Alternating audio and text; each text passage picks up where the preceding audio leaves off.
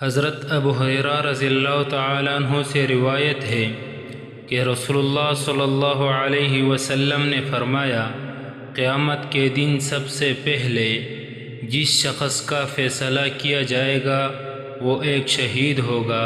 اسے اللہ کے سامنے لایا جائے گا، اللہ اسے اپنی نعمتیں یاد دلائے گا، وہ ان کا اقرار کرے گا، پھر اللہ تعالیٰ فرمائے گا، ان نعمتوں کے بدلے تم نے کیا کیا؟ وہ کہے گا، میں نے تیری راہ میں قتال کیا یہاں تک کہ شہید ہو گیا۔ اللہ تعالیٰ فرمائے گا، تم نے جھوٹ کہا، بلکہ تم نے اس لیے لڑائی کی کہ لوگ کہے بڑا بہادر ہے، اور یہ کہا جا چکا۔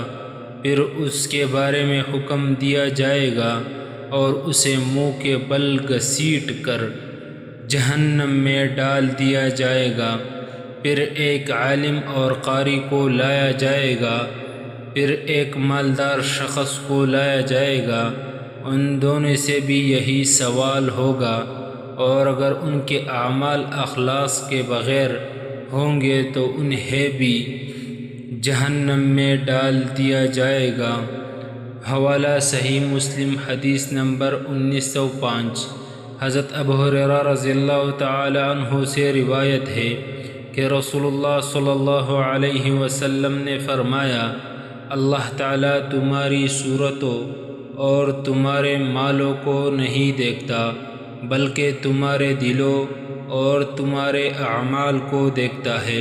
حوالہ صحیح مسلم، حدیث نمبر 25۔